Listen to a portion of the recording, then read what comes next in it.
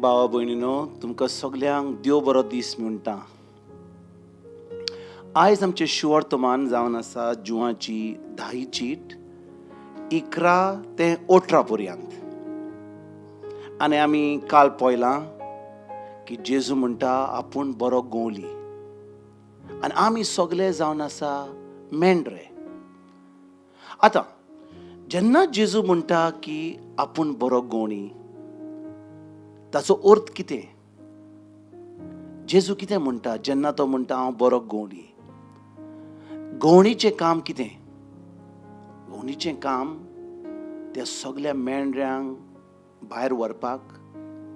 ते तोंड खातात, तांचे बरी वचपाक, कोणीय तरी येत जाल्यार तांकां खावपाक, कोणीय तांकां त्रास दिवपाक येत जाल्यार बरो गोंवणी येता आनी तांकां वाचयता. तो थंयसर वेता आनी जो कोण तांच्या विरोध येता ताच्या फाटल्यान लागता आनी तांकां तो सगळ्या त्रासांतलो पयस करता. आनी जेजू म्हणटा कितें? हांवूच जावन आसा बरो गोंवणी.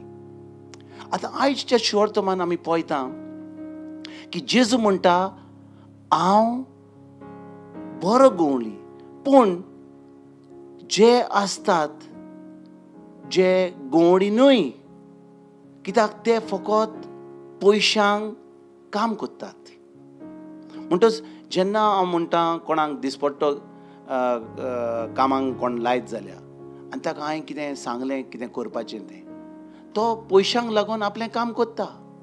तो दिसपट्टो दीस काम करता कित्याक तो जाणो की दीस जाल्या उपरांत जें काम केलां ताका पयशे मेळटले. आनी तशेंच जे मेंढरे आसतात, तो खरो गोंवडी जाल्यार तो पयशांक लागून काम करिना, कित्याक तो खरेंच त्या मेंढऱ्यांचो मोग करता. आनी जेजू म्हणटा जो मनीस बरो गोंवणी आसता, तो मनीस आपल्या मेंढऱ्यांक साल्वार करपाक, तांच्या फाटल्यान वचपाक, तांचें बरें करपाक तो वावुरतलो. आनी कहें कळटा आमकां की गोंवडी बरो ओ ना तो? जो गोंवडी जेन्ना त्रास येता तो सदांच फुडें वता आनी मेंढऱ्यांक आपल्या पाटी करता. म्हणजे कितें? तो आपल्या मेंढऱ्यांक फुडें घालिना आनी तो पाटी रावना की मेंढरे पयले मोडटले म्हणून. खरें जेजून तोहेंच केलें. जेजू म्हणटा हांव बरो गोंवडी. तो गेलो खुर्सार आमचे पासत तो मेलो. आमचे पासत ताणें सगळीं आमची पातकां घेतलीं आनी जे आमकां त्रास जावपाचे आसले ते आमच्या पातकांक लागून ते जेजून आपल्या कुडीन खुर्सार घेतले आनी तो खुर्सार आमचे पासत मेलो. देखून तो खरोच एक बरो गोंवडी. आनी आमकां पळोवंक जाय जाल्यार आमच्या जिवितांत ह्या संवसारांत खरेंच आमकां बरो गोंवडी मेळोंक जाय जाल्यार म्हणटा आमच्या घरांत केन्ना आमी आमच्या घरांत बरे गोंवडी आसतात. पाय मांयक आपलीं भुरगीं बरे भाशेन रावल्लीं जाय, खरेंच जाय. पूण आमी आमची कन्यो बऱ्यो आसतात पाय मांयच्यो की खरेंच आमी आमच्या भुरग्यांक बरी संय दिता, बरो देखभाल दिता. म्हणजे भुरग्यांनी पाय मांयक पळोवन तीं कोत्तेलीं. केन्नाय पाय म्हणटा भुरग्यांक सोरो पियेनाका, सिगरेट पियेनाका, कितें वायट कोन्न नाका, पूण पायच पियेता, पायच सिगरेट पियेता. तो भुरगीं आयकोतेलीं. शिर्विसेक वेता आमी, केन्नाय आमकां आमच्या खाली लोक काम करता, आमी तांकां सांगता अहें कर तहें कर, पूण आमचें करपाचें दुसरेंच. केन्नाय आमच्या कम्युनिटीन आमी काम करता, आमी कितें म्हणटा जें म्हाका जाय, हांव लिडर आहा म्हणून हांव करतलों, पूण दुसऱ्यांक रूल दुसरो. आमी तशें बरें गोंवडी जावंक जाता? ना. बरो गोंवडी जावंक जाय जाल्यार जेजू भाशेन जावंक जाय. जेजून आपल्या कोन्यांनी करून आमकां दाखयलें की खरोच तो बरो गोंवडी, कित्याक तो खुर्सार गेलो आमच्या पासत मेलो. आनी तशेंच म्हणटा जेजू, जो खरोच बरो गोंवडी आहा तो तुज्या पासत मरपाक पासून तयार आहा. आपल्यांक कमी करून दुसऱ्यांक चड करपाक तो जावन आसा एक बरो गोंवडी. आनी बरो गोंवडी आमी जेजू सारकी जावपाक आमी जें जेजून सांगलां तशेंच करूंक जाय. आनी जेजून कितें म्हणलां?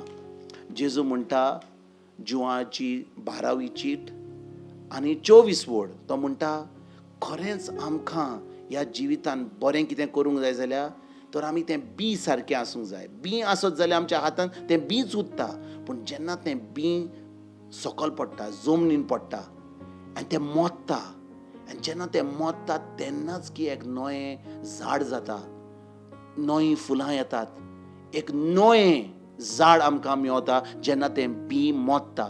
आनी तशेंच म्हणटा जेजू, खरेंच आमकां कोणो बरो गवंडी जावंक जाय जाल्यार आमच्या जिवितान कोणाय जावं, आमच्या घरान, आमच्या ऑफिसान, आमच्या कम्युनिटीन, आमच्या इगोर्जेन, खंयसरूय आमी बरे गवंडी जावंक जाय जाल्यार आमी आमच्या मेंढऱ्या पासत, आमच्या लोकां पासत, जो लोक आमकां पळयता, आमचो लिडर म्हणून पळयता, तांकां आमीच मरोन तांकां जीव दिवपाक जाय.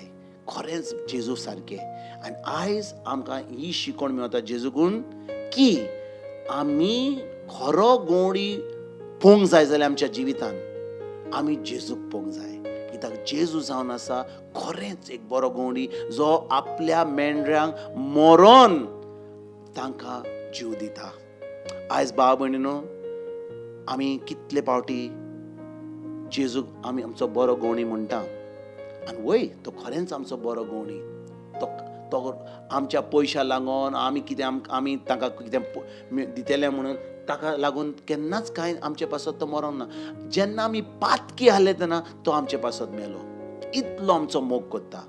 देखून आयज आमी आसो घरा, आमी आसो ऑफिसान, आमी आसो आमच्या कम्युनिटीन, आमी आसो खंयसरूय, आमी ती बरे गवंडी जावंक जाय जाल्यार जेजू सारके, आमी जेजू सारके आमचेंच मरण करून, म्हणजे आमीच ल्हान जावन, आमी आमकां कमी करून, दुसऱ्यांक चड करूंक, दुसऱ्यांचो मोग करूंक आनी तांचें बरें पळोवपाक, हेंच जावन आसा आमचें बरें गवंडीचें काम आमी करतले. आनी खरेंच आमी जेजूक आमचो बरो गवंडी म्हूण आमी मानून हाडटले. तुमकां सगल्यांक आयज तुमच्या फॅमिलीक हांव आवडटा की तुमी खंयसरूय आसत, तुमी जावन आसूं, तुमी भुरगीं आसूं, ओ तुमी पाय माय आसूं, कितें आसूं, खरेंच तुमी बरे गवंडी जायात आनी देवाच्या जेजू सारकी आमी ह्या संवसारान रावपाक